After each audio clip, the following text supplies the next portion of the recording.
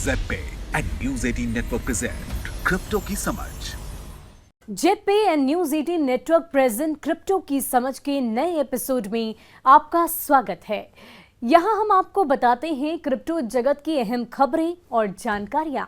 हाल के महीनों में क्रिप्टो करेंसी बाजार में मंदी के बावजूद कॉइनबेस 2021 के Q4 में उम्मीदों से बेहतर प्रदर्शन करने में ये कामयाब रहा है। Q4 में $1.94 बिलियन के रेवेन्यू का प्रेडिक्शन किया गया था, लेकिन कॉइनबेस ने बेहतरीन प्रदर्शन करते हुए $2.5 बिलियन कमा लिया। कंपनी के अनुमानित अर्निंग्स पर शेयर 1.85 USD डॉलर से बढ़कर 3.32 USD डॉलर हो गए। नेट इनकम भी दोगुनी हो गई।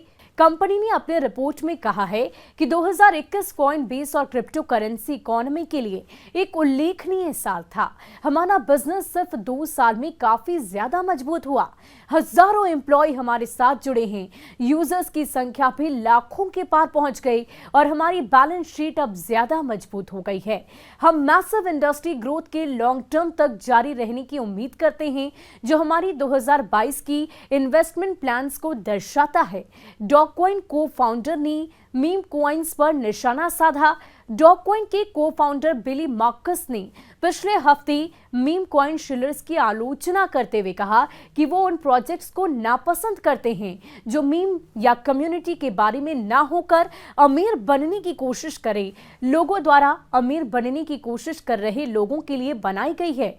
उन्होंने ट्विटर पर कहा है कि सटायर अच्छे हैं, चुटकुली मजाकिया हैं, लेकिन इसकी आड़ में स्पैम एडवर्टाइजिंग, प्रोजेक्ट्स को लेकर झूठे वादे, उनमें शामिल लोगों की गलत जानकारी देना, स्पैम की तरफ लोगों का रुझान बढ़े, ये कोशिश करना, ये सब एंटरटेनमेंट नहीं है। मार्कस ने विशेष रूप से बाइनेंस स्मार्ट चेन टोकन्स को हाईलाइट करते हुए कहा कि ये इंटरनेट को हर तरह से बदतर बना रहा है। उन्होंने स्पैमर्स को टारगेट करते हुए कहा कि वे अपने संदिग्ध क्रिप्टो विज्ञापनों के साथ सोशल मीडिया प्लेटफॉर्म पर बाढ़ ला रहे हैं। गोल्डमैन सैक्स के एग्जीक्यूटिव ने थामा कॉइनबेस का हाथ, कहा ये कि क्रिप्टो से जुड़ने का सही समय। गोल्डमैन सैक्स का एक एग्जीक्यूटिव ग्लोबल इन्वेस्टमेंट बैंक में 16 साल के अनुभव के बाद अब कॉइनबेस ज्वाइन कर रहा है। अपने स्विच पर उन्होंने कहा कि यह क्रिप्टो अर्थव्यवस्था को अपनाने का समय है। उन्होंने इस डिजिटल इवोल्यूशन के नेक्स्ट स्टेज में शामिल होने का once in a lifetime opportunity बताया। रॉगर बैलेट ग्लोबल मार्केट्स के मैनेजिंग डायरेक्टर और ग्लोबल को हेड थे। उन्हें लगता है कि अब गोल्डमैन सैक्स के अपने अनुभव को नेक्स्ट जनरेशन क्रिप्टो इकोनॉमी को मजबूत बनाने में इस्तेमाल करने का वक्त है। कॉइनबेस एक Nasdaq listed crypto currency exchange operator है।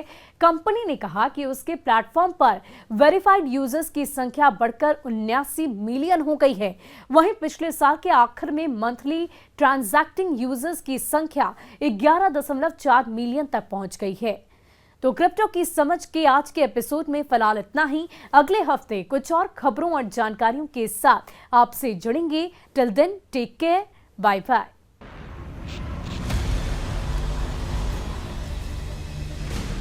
Z and news 18 network present crypto की समझ।